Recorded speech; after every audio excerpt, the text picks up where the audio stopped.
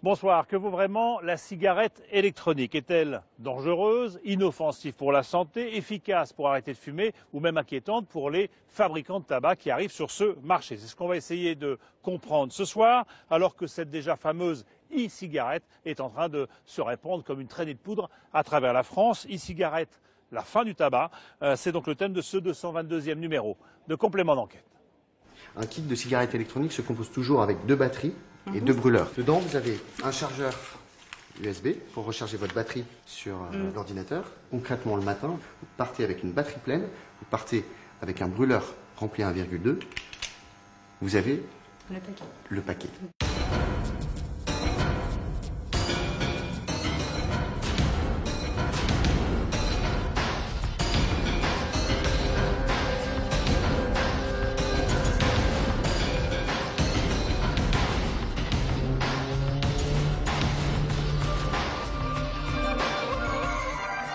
Pendant des dizaines d'années, les cigarettiers ont donc tout fait pour vendre leur drogue, tout y compris les pires mensonges, puisqu'ils connaissaient très bien les dangers qu'ils faisaient courir aux gens avec la nicotine ou avec le goudron. Ces mensonges incroyables, on y reviendra tout à l'heure. Et puis on ira aussi en Indonésie où là, on continue à fumer sans restriction, y compris quand on a 2 ans. Mais d'abord, on va s'intéresser à cette fameuse cigarette électronique qui envahit le marché, qui se vend comme des petits pains aujourd'hui en France, au point d'inquiéter justement les cigarettiers qui se disent que le marché est en train de leur échapper. On va le faire dans des lieux symboliques comme celui-ci. Nous sommes sur une terrasse de café puisque c'est un des lieux rarissimes maintenant où les fumeurs peuvent encore s'exprimer, si je puis dire. On recevra ici Agnès Delrieux, elle est médecin tabacologue, Yves Bure, c'est un ancien député qui se bat toujours contre le tabac, et Stéphane Foucard, un journaliste du Monde qui a enquêté justement sur ces mensonges de cette industrie du tabac. On commence par la e-cigarette, bonne ou mauvaise idée? Enquête de Romain Verlet, de Didier Dahan et d'Olivier Broutin. Et pour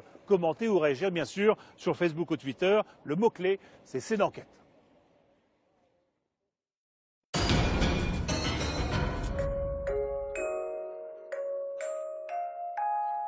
Petit matin frisqué à Angers, dans la grande rue commerçante. Xavier Croux ouvre une enseigne d'un genre nouveau. Ça va? Ça va. Faut avoir de café? Merci. C'est le grand jour aujourd'hui? Oui, c'est le grand jour, effectivement. Et le temps n'est pas forcément avec nous, donc on va voir. On est confiant. En un an, c'est sa 2e boutique qu'il crée. L'entrepreneur malin ne vend qu'un seul produit star. Ni un smartphone, ni une tablette tactile, mais bien la cigarette du futur. Elle est électronique, elle fait un tabac. C'est la 180e boutique de ce type en France. Des magasins qui sont en train de révolutionner les habitudes des fumeurs. Vous me dites que vous fumez plus d'un paquet par jour. Je vais vous faire tester. On part sur une saveur tabac. Ici, on parle de saveur, on rassure et on accompagne le client. Avec, je vais peut-être... Allez-y, vous appuyez, vous maintenez appuyé et vous aspirez doucement. Appuyez sur le bouton, voilà.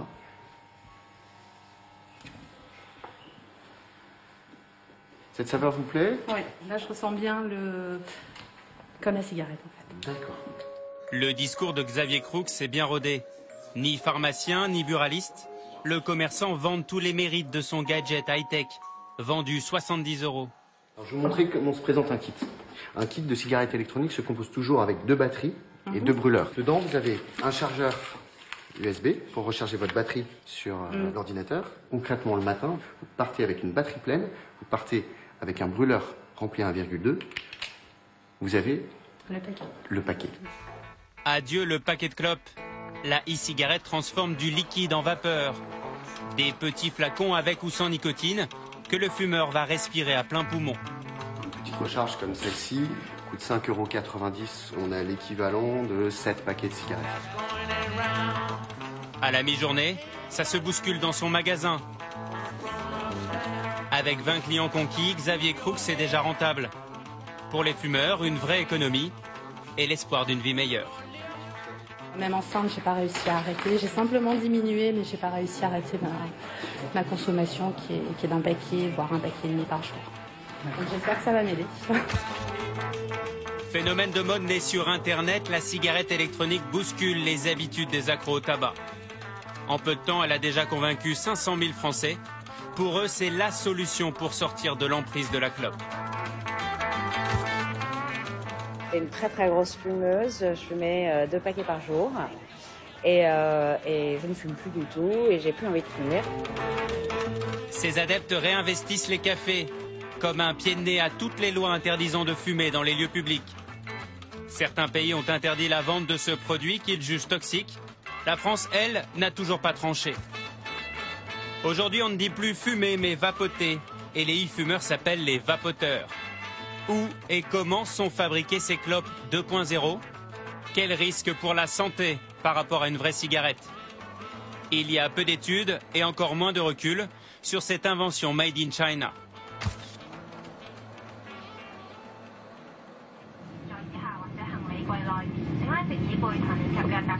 Destination la Chine pour rencontrer les cigarettiers du XXIe siècle. C'est le seul pays au monde où l'on fabrique des e-cigarettes. À 2 heures de voiture d'Hong Kong, la ville de Shenzhen, 20 fois la taille de Paris, le poumon de l'industrie chinoise. 200 usines se sont lancées dans la production de ces objets électroniques. Et c'est l'un des leaders qui nous ouvre ses portes. Une première. Hello. Good morning. Roman. Oh, Roman. This is Ray. Ah, nice to meet you, Roman. De Kang, ça veut dire la vertu et la santé en chinois. L'usine de 5 étages était dans l'industrie pharmaceutique. Le groupe s'est totalement reconverti dans le business de la e-cigarette. Le marché augmente de manière folle. Le business de la cigarette électronique a pris son envol à partir de 2008. Et la croissance de notre entreprise a vraiment explosé cette année-là. À seulement 35 ans, Jackie Zhuan est le vice-président de la société. Et c'est lui en personne qui va nous faire la visite guidée. L'entreprise se veut exemplaire. Mesures de sécurité et d'hygiène obligatoires. Ça, c'est la douche d'air pour se débarrasser de la poussière.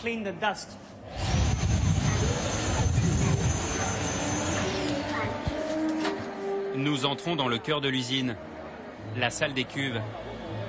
Ici, on fabrique la matière première, le précieux liquide utilisé dans les cigarettes électroniques. Une mixture couleur or, pas de goudron, pas d'ammoniac, pas d'arsenic. Pour Jackie Zhuan, c'est un produit presque 100% naturel. Nous utilisons comme ingrédients des extraits naturels de feuilles de tabac, des solvants et des arômes. Voilà, ce sont les 3 composants principaux. Comme solvant, on trouve du propylène glycol et de la glycérine. Des composants utilisés couramment dans les sirops, dans les shampoings et aussi dans les boîtes de nuit pour créer de la fumée. Sur l'emballage, pas un idéogramme chinois. Tout est vendu à l'export, aux États-Unis, en Russie. Chaque jour, De Kang produit 7 tonnes de e-liquide pour une 50aine de pays. Et l'Europe est le nouvel Eldorado. Nous avons des usines gigantesques et nous avons tous les certificats et surtout l'expérience. Dans très peu de temps, nous allons produire notre e-liquide en Europe pour le marché français. Et j'espère que les consommateurs français et européens seront plus ouverts à notre produit. Nous allons ouvrir une usine en Roumanie. Une usine identique à celle-ci. À l'étage du dessus, 10 chaînes de fabrication produisent 70 000 cigarettes électroniques par jour. Ni robot, ni rat de laboratoire, tous les produits sont faits main et testés à la bouche, l'un après l'autre, par les ouvriers vapoteurs.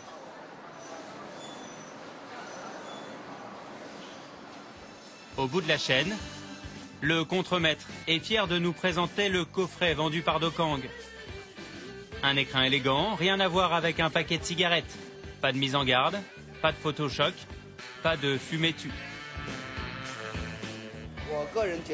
Quand tout le monde aura réalisé que notre produit est beaucoup plus sain que tous les autres produits du tabac, alors je pense que la cigarette électronique va un jour remplacer la cigarette traditionnelle.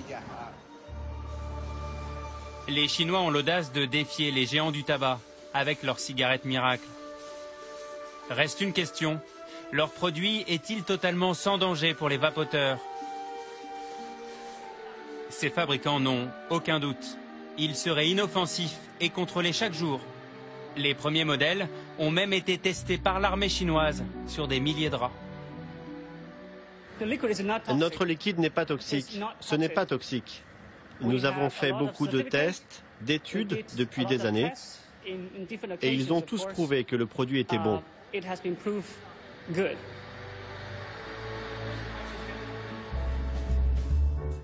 Ce produit révolutionnaire est sorti de la tête d'un modeste pharmacien pékinois.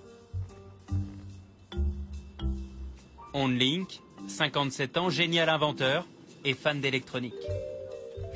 Est-ce que votre invention vous a rendu riche? Non, pas pour le moment. Mais pourquoi? Parce qu'il y a beaucoup d'imitations, beaucoup de contrefaçons en Chine. Et aussi parce que la société dans laquelle je travaille est toujours en voie de développement. Je ne veux pas ressembler au peintre Van Gogh. J'aimerais bien être riche de mon vivant et ne pas mourir comme lui. Il a fini sur la paille.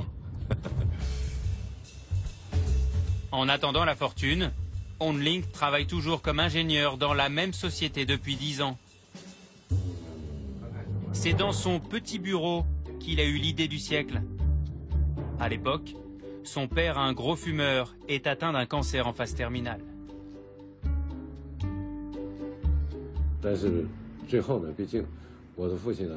À l'hôpital, mon papa n'avait bien sûr pas le droit de fumer pendant sa chimiothérapie. À ce moment-là, j'ai sorti mon prototype et mon père a pu tester la toute première cigarette électronique. Mais c'était trop tard pour lui. Si j'avais inventé ce produit un peu plus tôt, peut-être que mon père ne serait pas mort d'un cancer du poumon.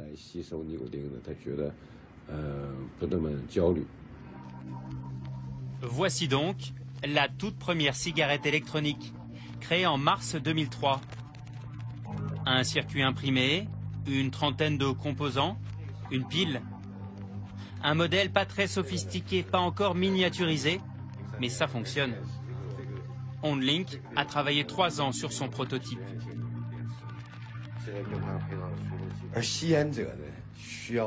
Quand un fumeur fume, il a besoin d'un pic d'excitation dans le cerveau. C'est ce que procure la nicotine. Comme j'ai fait des études de médecine, je savais que le patch ne remplace pas l'excitation d'une vraie cigarette. À partir de là, je savais que je devais reproduire le geste de fumer, mais sans absorber de goudron. C'est ainsi que j'ai commencé à concevoir mon projet.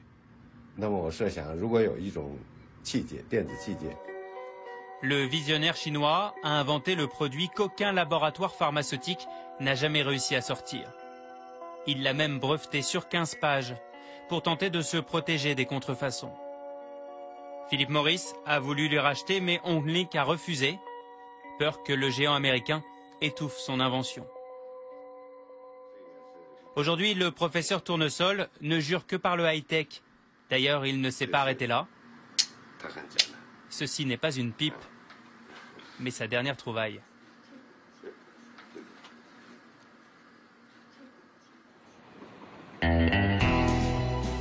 En France, cette invention chinoise sème la pagaille.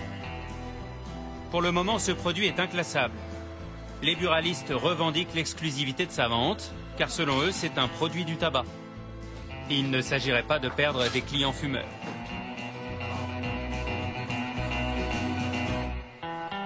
En face, les pharmaciens aimeraient que la cigarette électronique soit prescrite pour arrêter de fumer.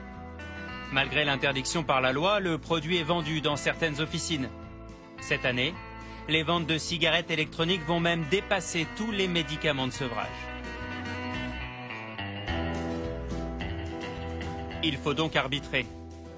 La ministre de la Santé a demandé un rapport au professeur Dotzenberg pour évaluer les effets de cette curieuse cigarette sur notre organisme. Remplacer une vraie cigarette par ça, c'est un gain colossal de risque. Oui, c'est beaucoup mieux de prendre ça que de prendre une vraie cigarette. Mais le mieux, c'est de rien prendre du tout. Donc, il ne faut pas que ce produit soit accessible aux non-fumeurs. Donc ça dépend un peu du produit, mais la façon dont le produit est mis à disposition dans notre société. Bonjour madame. Mais il reste encore beaucoup d'interrogations pour le professeur Dotzenberg. Personne aujourd'hui ne connaît les effets à long terme de cette drôle de vapeur. Dans son service, le pneumologue observe les réactions des patients qui se plaignent d'une nouvelle forme de tabagisme passif. Il n'y a pas d'effet toxique massif, mais il est tout à fait possible qu'il y ait une sensibilité différente d'une personne à l'autre. Donc quand vous tirez sur une cigarette électronique, il y a quelqu'un à côté de vous, on peut retrouver dans les urines de la personne les traces qu'elle a aussi respiré un peu de la vapeur et de la fumée que vous avez mis. Il semble perplexe, le professeur Dotzenberg. Pas d'études référentes sur le sujet, peu de recul. On ne sait même pas quand le gouvernement français compte légiférer. Alors certains médecins ont décidé de ne plus attendre. À l'hôpital de Périgueux, le docteur Granger lutte contre les ravages du tabac depuis 35 ans. Aujourd'hui, le pneumologue a une bonne nouvelle à annoncer. Les radiographies sont correctes, c'est-à-dire qu'il n'y a aucune image. Pour l'instant, les résultats sont parfaits. Pas de rechute à craindre. Après la découverte de son cancer, Maryse a subi une ablation du poumon. Ici, comme la majorité des fumeurs, la plus grosse difficulté pour elle a été de dire non à la cigarette. Elle a alors suivi le conseil de son médecin. Et un jour, il m'a suggéré d'essayer la cigarette électronique. Voilà, j'avais quelques réticences, mais c'est vrai que cela m'a permis quand même d'arrêter de fumer. Le pneumologue ne s'interdit pas de recommander des e-cigarettes à ses malades. Il est le seul médecin français à avoir mené une étude sur 100 fumeurs. Résultat à 3 mois, grâce à la cigarette électronique, 8 ont arrêté le tabac et 66 ont fortement diminué. La vapeur de la cigarette électronique, 1000 fois moins dangereux que la fumée de tabac. Et si effectivement tous les fumeurs passaient la cigarette électronique, au lieu de 65 000 morts, il n'y en aurait plus que 65. Donc moi ça m'irait totalement puisque mon seul but c'est d'éviter les problèmes de santé. Loin, très loin des tergiversations françaises, les fabricants chinois trinquent à la bonne santé de leur entreprise. La société Dekang, qui nous a ouvert ses portes, va prochainement être cotée à la bourse d'Hong Kong. Et c'est maintenant que la bataille commence. Marlboro va sortir sa propre cigarette électronique dans quelques mois. Pas de quoi faire tousser les Chinois.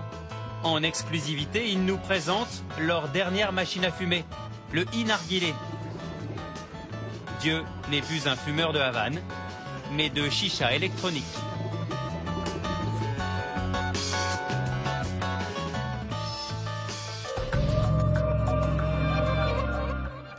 Voilà pour cette enquête de Romain Verlet, de Didier Dahan et de Olivier Broutin. Et on est ici avec vous, docteur Agnès Delrieux, sur cette terrasse du Café Beaubourg, devant Beaubourg. Mais pourquoi cette terrasse? Évidemment parce que c'est l'un des seuls lieux où les fumeurs peuvent encore fumer. Hein, ouais. Ces terrasses extérieures. Et non fermées. Non fermées. Vous êtes médecin tabacologue, vous êtes chargé de mission à l'Office français de prévention du tabagisme et vous travaillez avec le professeur Dotzenberg qui est chargé par la Direction générale de la santé de faire cette étude sur la cigarette électronique. Oui. C'est bien ou c'est pas bien cette cigarette électronique alors? Je ne peux pas répondre oui ou non, parce qu'il y aurait beaucoup Mais votre sentiment à vous? Mon sentiment, c'est que la cigarette électronique, aujourd'hui, par rapport à la dangerosité de la cigarette classique, elle est moins dangereuse. Il n'y a pas de monoxyde de carbone. Le monoxyde de carbone, c'est celui qui est responsable de l'infarctus essentiellement. Il n'y a pas de goudrons qui sont responsables des cancers du poumon. Donc, a priori, la cigarette... Ça, c'est les résultats de la combustion du tabac Tout à et fait. du papier. La cigarette, c'est la combustion sans danger. D'accord. Et en revanche, il y a la nicotine. Il y a la nicotine. La nicotine, elle, est responsable de l'addiction. Bon alors, c'est pas gênant de vapoter comme ça de la nicotine à longueur de journée? Alors, si on est un non-fumeur, si, c'est gênant et ça va vous rendre malade. Si vous essayez, votre rythme cardiaque va s'accélérer, vous allez avoir mal à la tête, envie de vomir. La nicotine est une substance vénéneuse à forte dose. Qu'est-ce qu'elle fait? Elle agit sur le cerveau? C'est quoi son fonctionnement? C'est-à-dire que notre cerveau, il est fait pour survivre. Je mange, j'évite le danger, Et ça, c'est l'acétylcholine qui se met dans un petit récepteur et qui fait que je vais sécréter de la dopamine et je vais me sentir bien. C'est notre cerveau qui nous aide à survivre. Les drogues, elles ressemblent à cette substance, elles se mettent à la place et elles nous envoient de la dopamine et on fume. Et notre cerveau est leurré et il pense que c'est indispensable à sa survie. Parce que fumer de la nicotine à longueur, vapoter de la nicotine à longueur de journée, il y en a qui vont vous dire, c'est tomber d'une dépendance dans une autre, c'est toujours une dépendance. C'est la même. C'est la même dépendance, et en ce sens-là, c'est dangereux. Est-ce que ces e-cigarettes, il faut qu'elles soient prescrites comme des médicaments ou vendues dans des bureaux de tabac comme une dépendance supplémentaire? Eh bien, aujourd'hui, la discussion est là-dessus. Pour l'instant, c'est quelque chose qui n'est ni un médicament, ni un produit du tabac. Donc, ce n'est ni dans les pharmacies, ni dans les bureaux de tabac. C'est un produit de consommation courante. Et il est arrivé sans qu'aucune étude ne soit véritablement faite. Et justement, ce qui est nécessaire aujourd'hui, c'est de faire des études pour le décider. Alors, je vais donner quelques chiffres là, sur justement les fumeurs en France. Vous allez me dire après comment on peut éventuellement essayer d'arrêter de fumer. Les fumeurs en France, c'est 14 millions de fumeurs, ce qui représente un chiffre d'affaires de 17 milliards d'euros pour l'industrie du tabac en France. Un fumeur sur deux va mourir du tabac. 1 sur 2 va mourir du tabac, ce qui veut dire 73 000 morts par an en France, 200 morts par jour. Et le dernier chiffre à connaître, c'est que 500 000 personnes se sont déjà mis à la cigarette électronique ces dernières années. Autrement dit, c'est un marché qui démarre très très fort. Vous faites des consultations en tabacologie dans les entreprises. Comment est-ce qu'on peut convaincre quelqu'un d'arrêter de fumer? Déjà, ce qui est très difficile pour le fumeur, c'est que si on lui fait peur en lui parlant des problèmes de santé, ça va le stresser et il va se mettre encore plus à fumer. Donc le but essentiel du tabacologue, c'est d'expliquer le gain à arrêter de fumer et puis essayer de contrer toutes les peurs. J'ai peur de grossir, j'ai peur d'être énervé, j'ai peur de m'ennuyer, j'ai peur de ne pas savoir gérer ma colère, etc. Et nous, on les accompagne pour leur apprendre à gérer tous ces problèmes. Mais vous avez un ami qui fume. Vous lui dites quoi pour l'inciter à... Alors, ce que je lui dis que je peux l'aider. Et à partir du moment où je lui dis que je peux l'aider, que je peux l'accompagner, déjà, il se sent mieux. Parce que vous pensez qu'il a quand même au fond de lui l'envie d'arrêter? Tous les fumeurs ont au fond d'eux l'envie d'arrêter. Ils attendent qu'on leur tende la main. Ils attendent qu'on leur tende la main, ils attendent... Plus on vieillit, plus on a arrêté de fumer. Moi, aujourd'hui, j'ai des jeunes gens de 25-30 ans qui me demandent de les aider à arrêter de fumer. Déjà? Déjà. Alors qu'il y a 40 ans, les gens mouraient avec la clope au bec. Donc la prise de conscience est maintenant plus rapide. Et ils me disent, c'est parce qu'on en parle, c'est parce qu'il y a de la prévention. Ah, alors la prévention, est-ce qu'on en fait assez? Est-ce que l'État en fait assez? En France, tout petit peu, puisque si on peut comparer, en Angleterre, ils ont 20% de fumeurs, nous on a à peu près 30%. Eux, ils dépensent à peu près 8 livres par habitant pour aider à la prévention. Ça fait 9,50 € à peu près. Je pense. Alors qu'en France, c'est 0,06 à 0,08 centimes d'euros par habitant. Donc vous dites, aidez-nous. Oui. Mettez plus d'argent dans la prévention. Oui. Ça sert à la prévention? Oui, ça sert à la prévention. Une émission comme la vôtre sert pour la prévention. Toutes ces choses-là servent. Et nous, on est heureux de pouvoir y participer. Bon. Et pourquoi cette croisade personnelle contre le tabac, vous? Tout ça vient? Je sais pas, j'ai toujours eu conscience que c'était dangereux. J'ai voulu être docteur pour soigner ma maman, tabacologue pour faire que mon papa s'arrête de fumer. Je sais pas, mais c'est aussi par affection, par amour, par empathie avec ça. Et puis parce que j'avais conscience que c'était quelque chose d'extrêmement dangereux. Merci beaucoup. Merci d'être venu ici devant Beaubourg, sur cette terrasse où on peut fumer, mais là on ne fume pas puisque vous ne fumez pas et moi j'ai arrêté. Et on va continuer, on va aller voir quand même qu'il y a des endroits où on fume beaucoup et on fume encore énormément et où l'industrie du tabac, je dirais, a la bride sur le cou et arrive à tout faire et à tout faire croire, y compris que le tabac est bon pour la santé. C'est un reportage de Romain Boutilly, Philippe Maire et Alexis Guillot. Nous sommes en Indonésie et vous allez voir, c'est incroyable. Là-bas, on se sert du tabac pour soigner et on considère que fumer à 2 ans, ma foi, c'est pas si grave.